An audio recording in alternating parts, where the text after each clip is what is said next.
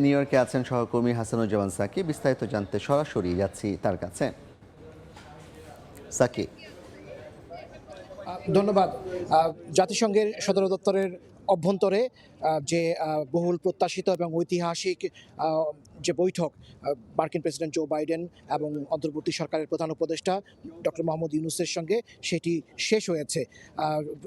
বৈঠকটি শুরু হওয়ার কথা ছিল স্থানীয় সময় 11টায়, অর্থাৎ বাংলাদেশ সময়ে, যেটি আমার সহকর্মী বলছিলেন যে 9টায়, কিন্তু 9টার কয়েক মিনিট আগেই এই বৈঠকটি আসলে শুরু হয়ে যায় বলে আমরা শুনেছি। এবং এই বৈঠকের যে সব সূচি ছিল তাতে দেখা ছিল যে 15 মিনিট বৈঠকটি হবে, কিন্তু এই বৈঠকটি কিন্তু 25 থেকে 30 মিনিট চলেছে।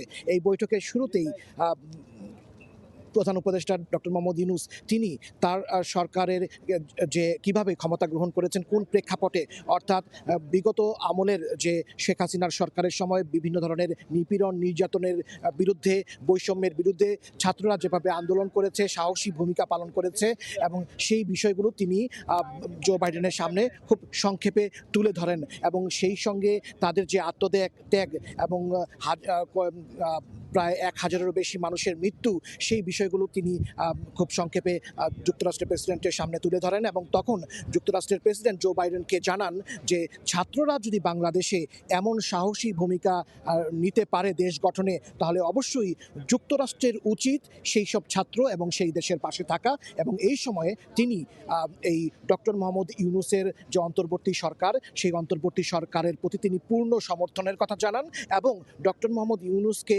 পূর্ণ সহযোগিতা দেওয়ার কথাও তিনি ব্যক্ত করেন। এই কথা শোনার পরে ডক্টর মোহাম্মদ ইউনূস তিনি মার্কিন প্রেসিডেন্টকে ধন্যবাদ জানিয়েছেন।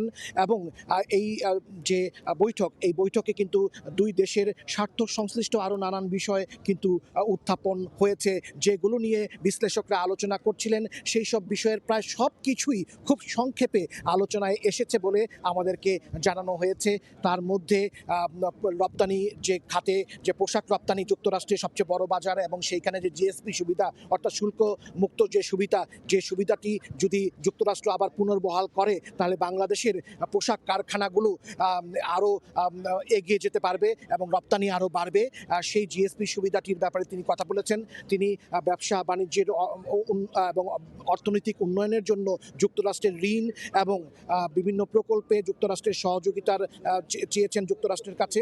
এবং জো বাইডেন তিনি বলেছেন যে তিনি তার দেশ বাংলাদেশের পাশে আছে এবং বাংলাদেশের সব ধরনের উন্নয়ন, অর্থনীতি থেকে ব্যবসা বাণিজ্য এবং দেশ পুনর্গঠনে তার সহযোগিতা অব্যাহত থাকবে। এই ছিল যুক্তরাষ্ট্রের জাতিসংঘের সদর দপ্তরের অভ্যন্তরে যে প্রেসিডেন্ট জো বাইডেনের সঙ্গে অন্তর্বর্তী সরকারের প্রধান উপদেষ্টা ডক্টর মোহাম্মদ ইউনূসের ঐতিহাসিক বিরল যে বৈঠক, সেই বৈঠকের সর্বশেষ। আপনাকে ধন্যবাদ। হাসানুজ্জামান সাকি, সময় সংবাদ, জাতিসংঘ সদর দপ্তর, নিউ ইয়র্ক।